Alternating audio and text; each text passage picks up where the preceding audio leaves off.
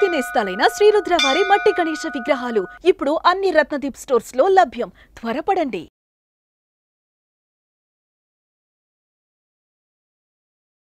నమస్కారం, welcome to Suman TV. నేను గీతాంజలి. ప్రస్తుతం మనతో పాటు ప్రముఖ జ్యోతిష్య వాస్తు పండితులు, ఆధ్యాత్మికవేత్త బ్రహ్మశ్రీ సుభాష్ శర్మ గారు ఉన్నారు. వారితో మాట్లాడదాం. నమస్కారం గురుగారు.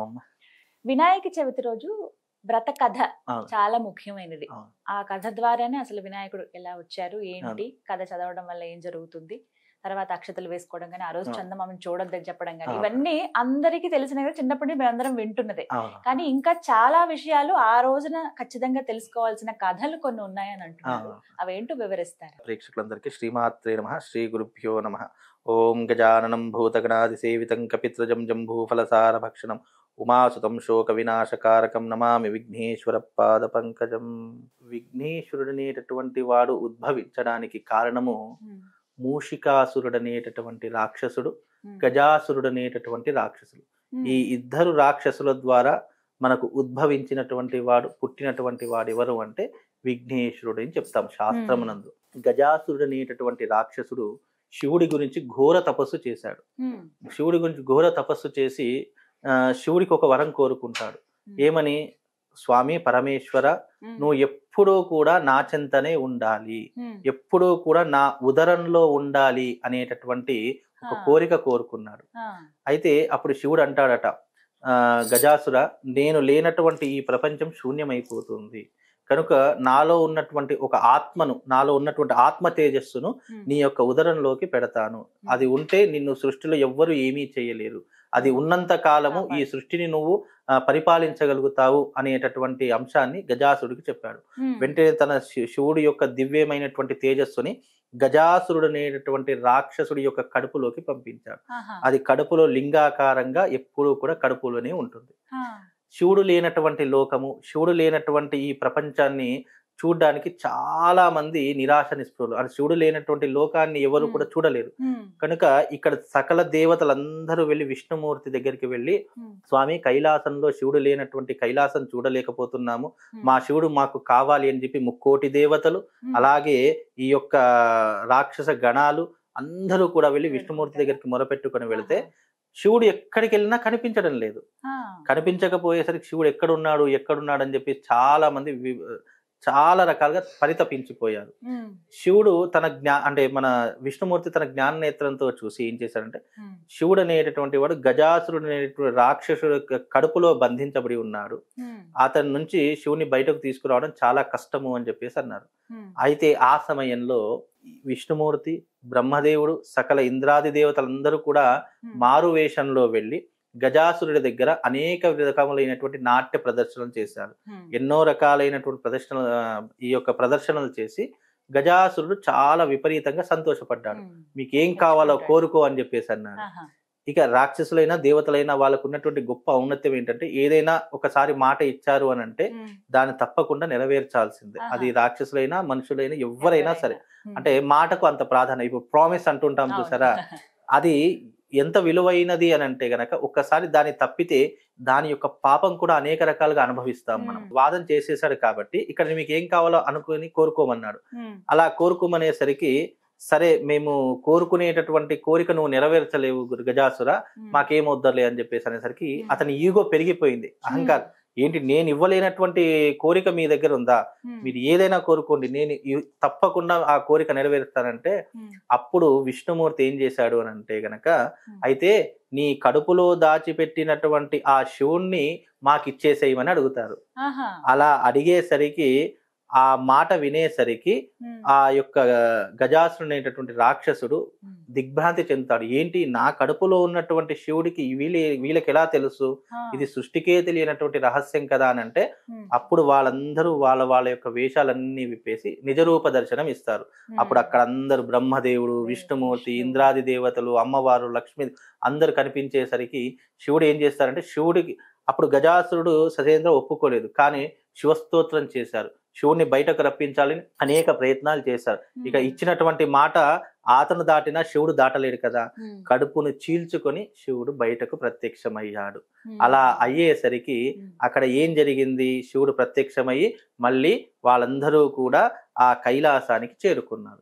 కైలాసంలో అప్పటికే పార్వతీదేవి స్నానం చేస్తుంది, చక్కగా నలుగు పిండి పెడుతుంది. ఆ నలుగు పిండితో చక్కగా విఘ్నేశ్వరుడి యొక్క ప్రతిమను చేసింది.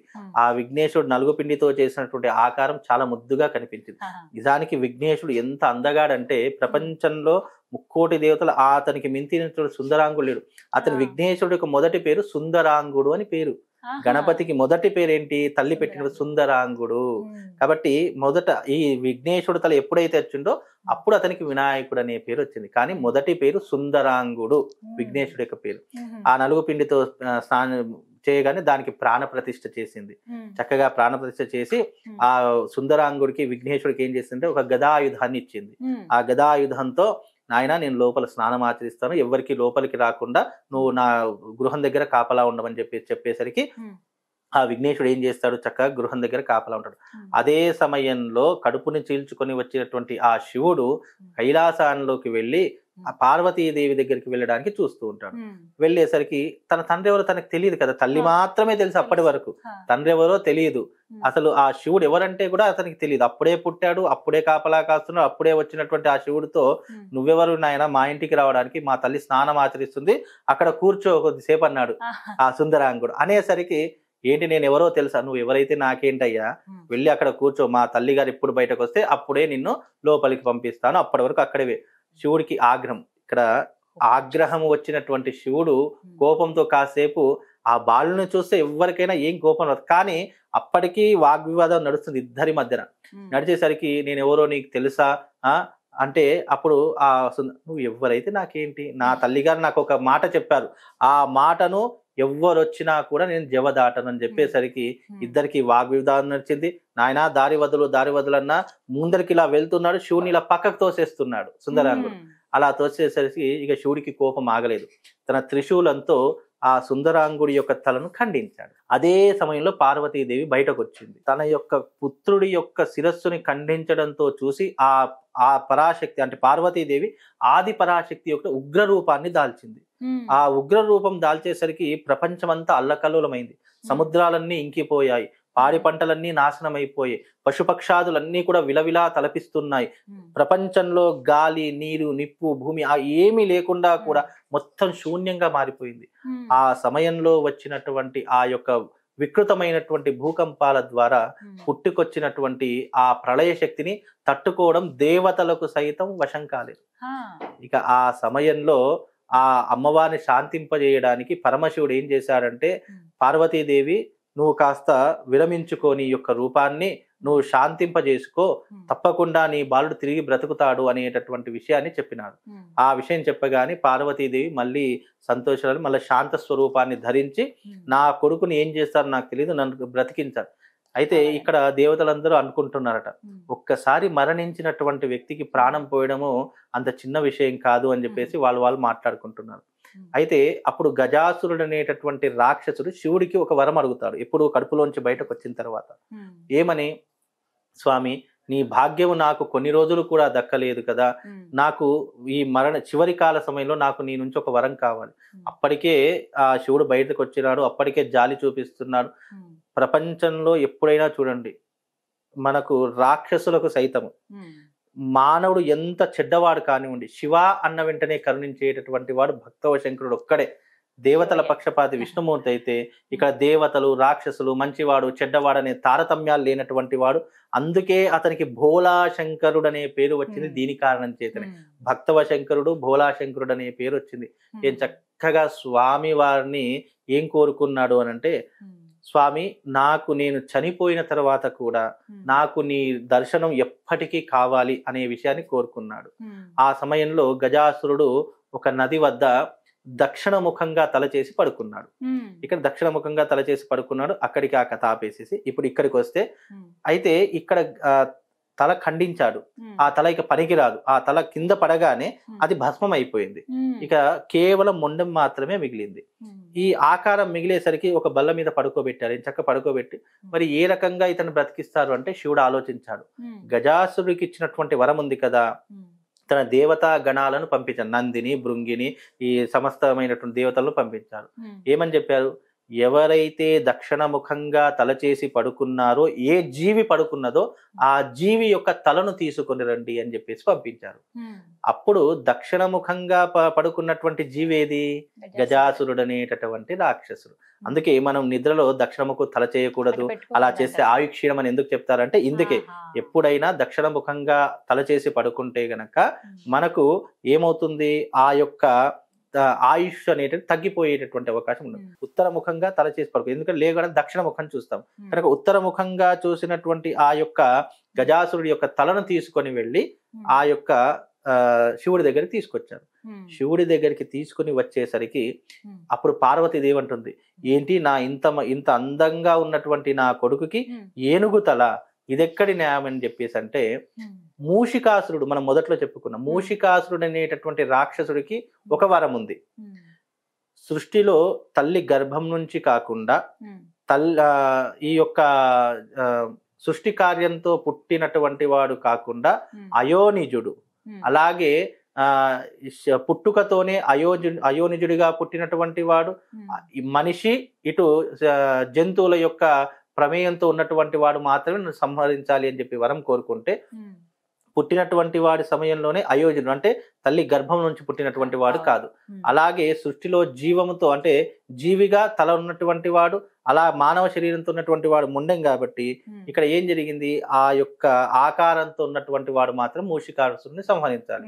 కాబట్టి ఇక్కడ ఏం జరిగింది, ఇక్కడ అన్ని లీలలు తెలుసుకుంటే మూషికాసురుడు అనేటటువంటి రాక్షసుని సంహరించడానికి ఈ యొక్క గణపతిని ఏనుగు తలకు అతికించడం జరుగుతుంది. అలా పెట్టేసరికి దానికి మళ్ళీ ప్రాణ ప్రతిష్ఠ చేసి చక్కగా బ్రహ్మాది దేవతలందరూ కూడా ఆ యొక్క శిరస్సుకి ప్రాణ ప్రతిష్ఠ చేసి విఘ్నేశ్వరుడికి పెట్టడం జరుగుతుంది.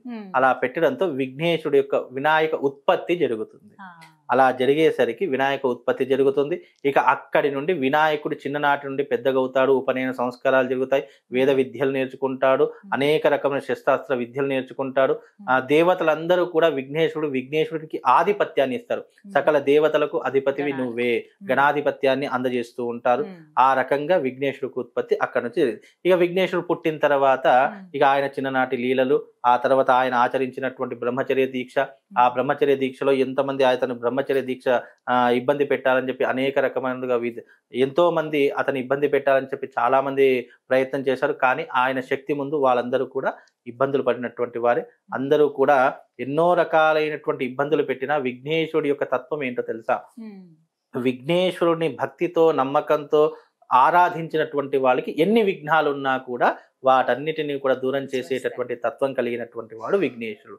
అందుకే విఘ్నేశ్వరుడు పుట్టిన తర్వాత ఆ తర్వాత విఘ్నేశ్వరుడు ఒకానొక సమయంలో చక్కగా కుడుములు, ఉండ్రాళ్ళు, లడ్డులు ఇవన్నీ ఎంతో ఇష్టముగా తింటూ ఉన్నాడు. పార్వతీదేవి ఆకలి అనేసరికి ఇక ఆ ఈ కొడుకు ఆకలి వేస్తుందంటే తల్లి ఊరుకుంటుందా? ఇక కుడుములు, ఉండ్రాళ్ళు, లడ్డూలు, పాయసం ఇలా అనేక రకాల పిండి పదార్థాలు గణేశుడికి ఇచ్చింది. చక్కగా అవన్నీ తింటున్నాడు. తినేటటువంటి సమయంలో అదే రోజున శుక్లపక్ష చవితి. ఆ చవితి రోజున ఏం జరిగింది అంటే చంద్రుడు ఆ సమయంలో ఆకాశమంతా సంచరిస్తున్నాడు. సంచరించే సమయంలో అక్కడ విఘ్నేశుడు తింటున్నట్టు పదార్థాలను చూస్తున్నాడు. చూసి చక్కగా విఘ్నేశుడు తినగానే తన కడుపంతా కూడా నిండిపోయి ముందరకు వచ్చేసింది. ఇప్పుడు మనకు కొద్దిసేపు తిన్న తర్వాత ఎలాగైతే మనం కడుపు ఉబ్బిపోతుందో అలా ఉబ్బిపోయేసరికి చంద్రుడు ఏం చేశాడంటే అతను తినేటటువంటి తిండిని చూసి ఒక్కసారిగా నవ్వాడు. ఆ నవ్వేసరికి ఏమైంది, తాను తింటున్నటువంటి ఆహార పదార్థాలన్నీ కూడా నల్లగా మారిపోయాయి. అంటే ఒక రకమైనటువంటి పదార్థాల్లో మారిపోయాయి. ఆ తర్వాత తన కడుపు పగిలిపోయి తిన్నటువంటి పదార్థాలన్నీ కూడా కింద పడిపోయాయి. ఆ సమయంలో పార్వతీదేవి వచ్చి ఆ తన కొడుకు యొక్క వికారాన్ని చూసి, ఆ కొడుకు పడుతున్నటువంటి బాధను చూసి పార్వతీదేవి చంద్రుడికి శాపం ఇచ్చింది. ఓరి చంద్ర, నీవు నా పుత్రుడు తినగా చూసినావు కనుక నిన్ను ఎవ్వరూ చూసినా కూడా నేటి నుండి నీలాప నిందలు తప్పవు, వాళ్ళు చెయ్యనటువంటి తప్పులకు కూడా నీలాప నిందలు అనుభవిస్తారు అనేటటువంటి విషయం గురించి ఆ ప్రస్తావన వచ్చింది. అందుకే చంద్రుడు అయితే చంద్రుడు ఏం చేస్తాడు, వెంటనే శివుడి దగ్గరికి వెళ్ళి, స్వామి నాకు ఈ రకంగా శాపానికి గురయ్యాను, నా శాపానికి విముక్తి చూపించండి అని చెప్పేసి అంటే అప్పుడు 15 రోజులు క్షీణచంద్రుడిగా 15 రోజులు పూర్ణచంద్రుడిగా ఉంటాడు. అందుకే పౌర్ణమికి మనం నిండుగా కనిపిస్తాడు, పౌర్ణమి తర్వాత క్షీణిస్తూ ఉంటాడు. ఆ తర్వాత అతన్ని చూసినటువంటి వారు ఈ చవితి రోజు ఎవరైతే చూస్తారో వాళ్ళకి నీలాప నిందలు తప్పవని చెప్పి పార్వతీదేవి నాకు శాపం ఇచ్చింది స్వామి అని అంటే, ఎవరైతే విఘ్నేశ్వరుని చూసి నువ్వు నవ్వావు కదా, అదే విఘ్నేశ్వరుణ్ణి చవితి రోజున ఎవరైతే పూజించి ఆ అక్షతలు తలపై చల్లుకుంటారో వాళ్ళకు నీలాప నిందలు రావు అని చెప్తూ ఉంటారు. ఆ సమయంలో ఈ యొక్క వృత్తాంతం అంతా కూడా జరిగింది. ఆ తర్వాత ఎంతో మంది చవితి రోజున చంద్రుని చూసి ఋషులు ఎంతో మంది చంద్రుని చూసి నీలాప నిందలు పొందినారు. ఆ తర్వాత దాని గురించి విఘ్నేశ్వరుడు యొక్క వృత్తాంతం గురించి తెలుసుకొని విఘ్నేశ్వరుడు వ్రతం చేసి నీలాప నిందల నుంచి బయటపడ్డారు. అలాగే శ్రీకృష్ణుడు శమంతకమణి యొక్క అపహరించాడని చెప్పేసి నీలాప నింద పడింది. మళ్ళీ జాంబవంత్ పాలలో చూస్తే అలాగే ఆ శ్రీకృష్ణుడు తెలియనటువంటిది ఏం లేదు. కాకపోతే శ్రీకృష్ణుడి యొక్క వృత్తాంతంలో కూడా ఏం జరిగిందంటే, శ్రీకృష్ణుడు అనేటటువంటి దేవుడు కాబట్టి అతని లీలలు అన్నీ తెలుసు కాబట్టి తన మీద పడ్డటువంటి నింద ఏదైతే ఉంటుందో ఆ నిందను తొలగించుకున్నాడు. ఆ శమంతకమని మళ్ళీ సంపాదించి మళ్ళీ రాజ్యంలోకి అప్పచెప్పేసి తన యొక్క కార్యక్రమాన్ని నెరవేర్చుకున్నాడు. కానీ ఋషులందరూ కూడా వచ్చి కృష్ణుడి దగ్గరికి వచ్చి అడుగుతున్నారట, స్వామి నీవంటే భగవంతుడవు, ముల్లోకాలనేటువంటి జగద్రక్షకుడవు, మరి నీవంటే తప్పించుకున్నావు, మరి మాలాంటి సామాన్యమైనటువంటి మనుషులకు ఎలా అని అంటే, అప్పుడు ఆ కృష్ణుడు అంటాడట, ఎప్పుడైతే మీరు కృష్ణపక్ష చవితి వస్తుందో ఆ సమయంలో చవితి రోజున విఘ్నేశ్వరుడు యొక్క కథా వృత్తాంతాన్ని అంతటినీ విని పూజ చేసి చక్కగా ఆ అక్షతలను మీరు తలపైన వేసుకుంటే నీలాప నిందలు మీకే కాదు ఎవ్వరికైనా కలగవు, కనుక ఈ వ్రతాన్ని ఆచరించండి అని చెప్పేసి వినాయకుడి యొక్క ఉత్పత్తి ఈ కథ అంతా కూడా ఈ వినాయక చవితి రోజు విన్నా చదివినా ఎవరైనా వ్రతం చేయుచుండగా అక్కడికి ఉండి కూర్చొని చూసిన నీలాప నిందలు రాకుండా విఘ్నేశుడు వాళ్ళకు సంపూర్ణమైనటువంటి అనుగ్రహాన్ని కలిగిస్తాడు. అందుకే వినాయకుడి యొక్క ఉత్పత్తి అనేటటువంటిది రాక్షస సంహార కోసం జరిగింది. ఇక్కడ ఏ భగవంతుడైనా ఉద్భవించాడంటే అది లోక కళ్యాణం కోసమే తప్ప తాము స్వయంగా ఏదో గొప్పతనాలు చెప్పుకోవడానికో కాదు.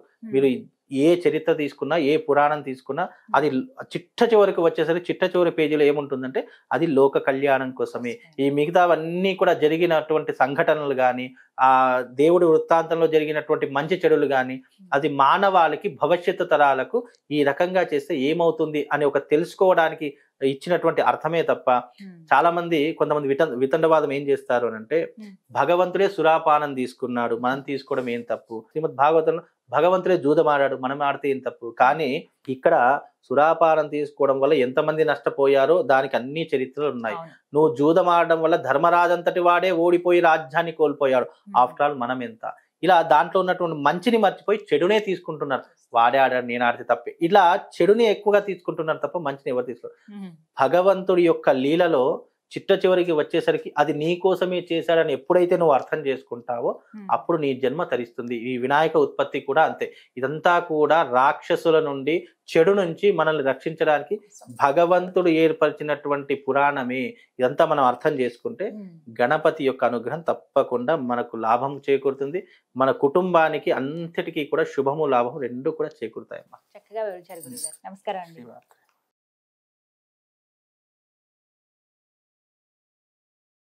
సుమన్ టీవీలో మీ పర్సనల్ అండ్ బిజినెస్ ప్రమోషన్స్ కోసం కింది నెంబర్కి కాంటాక్ట్ చేయండి.